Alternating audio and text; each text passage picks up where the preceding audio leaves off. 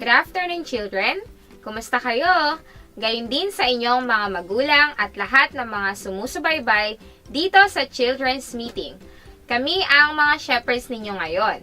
Ako ay si Sister Irene. At ako naman si Sister Renzel.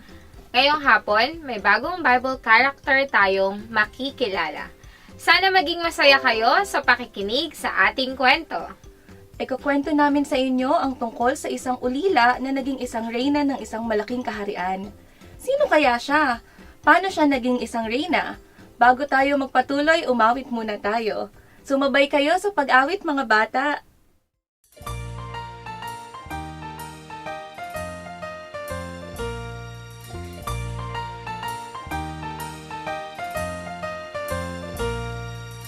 Esther was an orphan, adopted by Mordecai, became a queen in a great empire, risked her own life for her own people, save them from their persecution.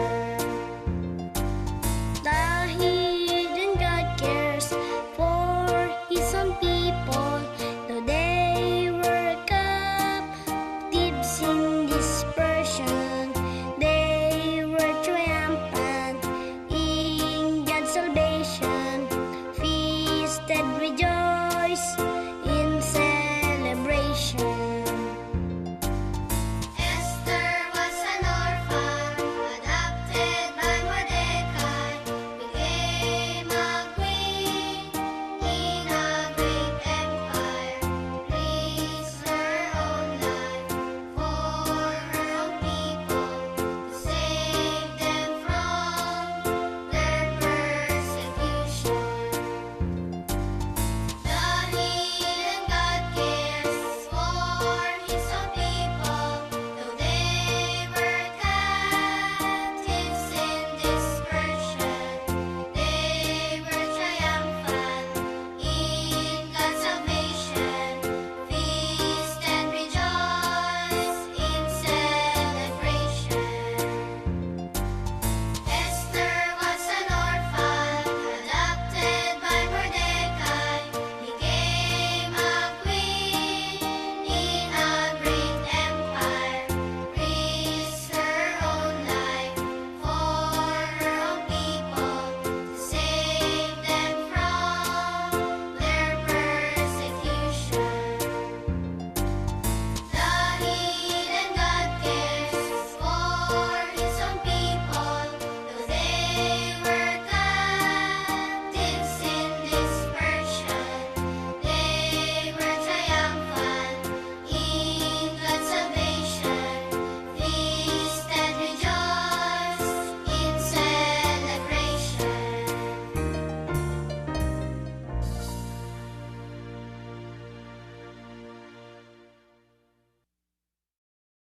May isang haring nagngangalang Ahasuerus na naghari sa India hanggang Ethiopia sa 127 na mga probinsya. Sa ikatlong taon ng kanyang paghahari, nagdao siya ng isang handaan para sa lahat ng kanyang mga prinsipe at mga tagapaglingkod. Lahat ng hukbo ng Persia at Media, mga maharlika at mga prinsipe ng mga probinsya ay nasa harapan niya. Sa loob ng 180 na araw, ipinakita niya ang kayamanan ng kanyang maluwalhating kaharian at ang karangalan ng kanyang marilag na kamahalan. At nang maganap ang mga kaarawang ito, ang hari ay nagdaos ng isang kapistahan sa buong bayan na nangasusa na bahay-hari sa mataas at gayon din sa mababa, na 7 araw sa looban ng halamanan ng bahay ng hari. At sila'y nangagbigay sa kanila ng inumin sa mga sisidlang ginto, na ang mga sisidlan ay magkakaiba at saganang alak-hari, ayon sa saganahan ng hari. Si Reyna Vashti naman ay nagdaos ng kapistahan sa mga babae sa bahay-hari na ukol sa Haring Ahasuerus. Nang 7 araw na ng pagdiriwang, medyo lango na ang hari. Ipinatawag niya sina Mehuman, Vesta, Harvona, Bigta, Abagta, Zetar at Karkas. Ang 7 yunokong nag-aasikaso sa kanya. Ipinasundo niya si Reyna Vashti. Ipinasabi niyang isuot ng reyna ang korona nito upang ipagmayabang sa lahat ng naroon ang kagandahan nito, sapagkat ito na may talagang maganda. Ngunit, hindi pinansin ng reyna ang mga sugo ng hari. Dahil dito, lubhang nagalit ang hari. Itinanong ng hari, ano ang dapat gawin kay Reyna Vashti dahil sa pagsuway niya sa utos ko sa pamamagitan ng mga sugo? Sumagot si Memucan, si Reyna Vashti ay nagkasala, hindi lamang sa hari kundi pati sa mga pinuno at sa lahat ng nasasakupan ninyo. Ang pangyayaring ito ay tiyak na malalaman ng lahat ng babae sa kaharian. Kung magkagayon, magkakaroon sila ng katwirang sumuway sa kanilang asawa. Idadahilan nilang sinuway ni Reyna Vashti ang hari. Kaya, kung inyong mamarapatin, magpalabas kayo ng isang utos na maisasama sa mga kautusan ng Persya at Media para hindi mabago. Sa bisa ng utos na ito, aalisin kay Vashti ang pagiging reyna at papalitan siya ng mas mabuting reyna. Kapag ito'y naipahayag na sa buong kaharian, tiyak na igagalang ng mga babae ang kanilang mga asawa, maging hamak o dakila man. Nagustuhan ng hari ang kanyang mga pinuno, ang payo ni Memucan. At ito nga ang ginawa ng hari. Pinadalhan niya ng sulat ang mga lalawigang sakop niya. Ang liham ay nakasulat ayon sa wika ng bawat lalawigan. Ipinapahayag sa liham na ito na dapat ang asawang lalaki ang siyang pinuno ng kanyang sambahayan. Bagaman lumipas na ang galit ni Haring Ahasuerus, naaalala pa rin niya si Vashti at ang ginawa nito at ang utos na nilagdaan niya laban sa kanya. Kaya't iminungkahin ng kanyang mga lingkod, bakit di kayo magpahanap ng magaganda at kabataang dalaga kamahalan? Pumili kayo ng mga tauhan sa bawat lalawigan para humanap ng magagandang dalaga sa kanilang lugar at dalhin sa bahay ng mga kababaihan sa lungsod ng Susa. Ipagkatiwala ninyo sila kay Hegai, ang yunokong namamahala sa mga kababaihan, at bigyan ninyo sila ng mga pampagandang kailangan nila. Ang maibigan ng hari ang siyang ipapalit kay Vashti. Nagustuhan ng hari ang mungkahing ito, at ganoon nga ang kanyang ginawa. Sa lugar ng Susa ay naroon si Mordecai. Siya ay kabilang sa mga Hudyong nabihag ni Nebuchadnezzar sa panahon ni Jeconiah na hari ng Juda. Siya ay ang ama-amahan ni Hadassah o Esther, ang anak ng kanyang tiyuhin, at siya ay ulila at maganda at mabuting anyo. Kaya nang narinig ang utos ng hari tungkol sa paghahanap ng magagandang dalaga sa buong kaharian, napasama siya sa maraming dalagang tinipon sa palasyo sa pamamahala ni Hegai na tagapangasiwa sa bahay ng mga kababaihan. Nakagaanan siya ng loob ni Hegai, kaya binigyan agad siya ng pagkain at mga pampaganda. Bukod dito, ipinili pa siya ng pinakamainam na tirahan sa bahay at binigyan ng 7 katulong na babae. Dumating ang araw na haharap na sa hari si Esther. Si Esther ay anak ni Abihail na tiyuhin naman ni Mordecai. Wala siyang hiniling maliban sa sinabi sa kanya ni Hegai. Nabighani ang lahat ng nakakita sa kanya. Noon ay ang 10 buwan ng 7 taon na paghahari ni Ahasuerus. Lubos na nabighani ang hari kay Esther at inibig niya ito ng higit sa ibang babae. Kaya, kinoronahan siya nito at ginawang reyna kapalit ni Vasti. Nagdaos ng isang malaking handaan ng hari upang parangalan si Esther at inanyayahan niya ang lahat ng kanyang mga pinuno at mga kaibigan. Samantala, si Mordecai naman ay naitalaga sa isang mataas na katungkulan sa pamahalaan.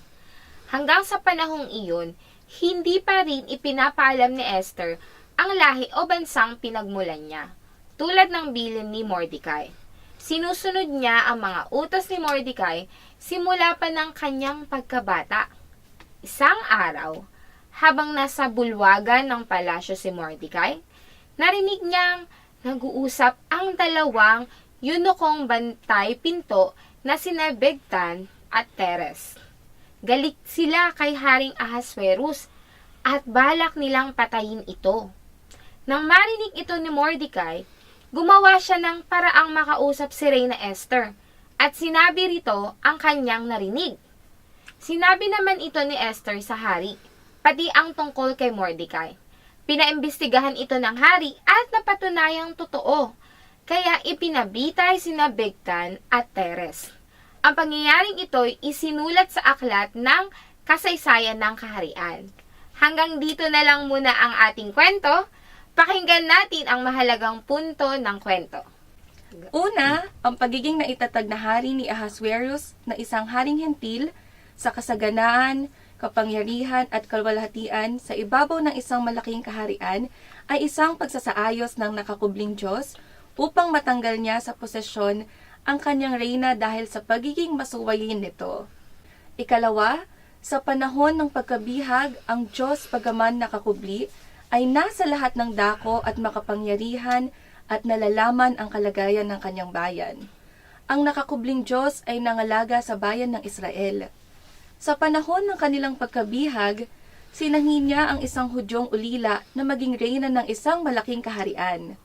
Ikatlo, mga bata, bagaman hindi natin nakikita ang Diyos sa ating pisikal na mata, siya ay tunay at buhay. Patuloy niya tayong inaalagaan dahil siya ay isang maawaing Diyos. Kaya patuloy lamang tayong manampalataya at sumunod sa kanyang mga salita sa atin. Basahin naman natin ang Bible verse, una sa Ingles at pagkatapos sa Tagalog. Isaiah 45:15. Surely you are a God who hides himself, O God of Israel, the Savior. Isaiah 45:15. Katotohanang ikaw ay Diyos na nagkukubli, o Diyos ng Israel ang tagapagligtas. Story time!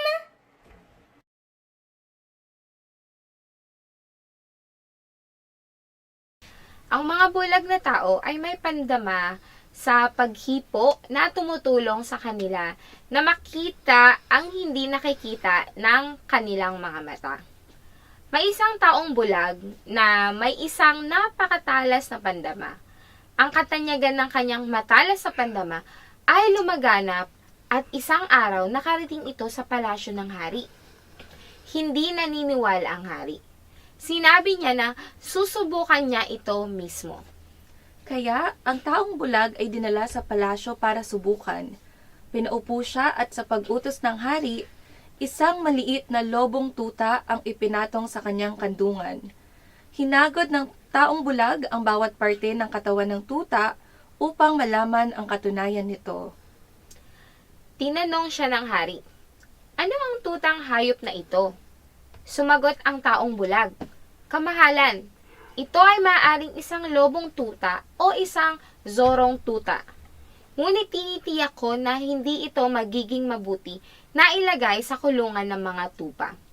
Kaya ang hari ay lubhang nasiyahan sa tugon ng taong bulag at ginantimpalaan siya ng maganda. Oras na para sa ating breakout rooms. Makinig kayo sa mga tanong ng inyong mga shepherds. Pwede rin kayong magsalita sa mga punto na natamasa ninyo. Pagkatapos, huwag muna kayong aalis dahil meron tayong picture taking.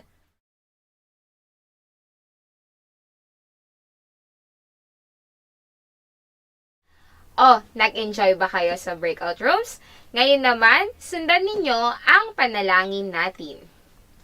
O Panginoong Hesus, O Panginoong Hesus, salamat po na bagaman kayo ang nakakubling Diyos, salamat po na bagaman kayo ang nakakubling Diyos, inaalagaan ninyo at ginagabayan kami sa araw-araw. inaalagaan ninyo at ginagabayan kami sa araw-araw. Salamat po sa inyong makapangyarihang pagsasaayos Salamat po sa inyong makapangyarihang pagsasaayos ng lahat ng bagay para sa amin. ng lahat ng bagay para sa amin. Amen. Amen. O mga bata, hanggang dito na lang muna ang ating meeting. Pero huwag kayong mag-alala dahil magkikita-kita tayo muli sa susunod na Sabado sa ganap na 2:00 hanggang 3:00 ng hapon.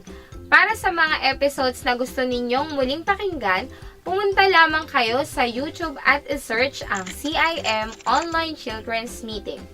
Doon ay makikita ninyo ang lahat ng mga kwentong na talakay natin at mga kantang inawit natin sa bawat episode. Maaari rin kayong mag-invite ng inyong mga kaibigan upang sila rin ay makarinig ng salita ng Diyos. Huwag ninyo rin kakalimutan manalangin, magbasa ng Biblia, at tumawag ng Oh Lord Jesus! Oh Lord Jesus! Oh Lord Jesus! Dahil kapag ginawa ninyo ang mga ito, kayo ay magiging mga Mahusay! Paalam! Hanggang sa muli!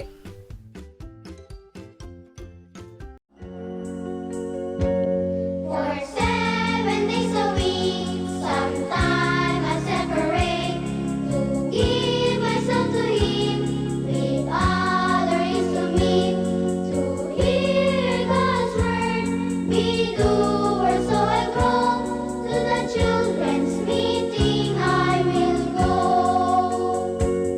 I will redeem my time.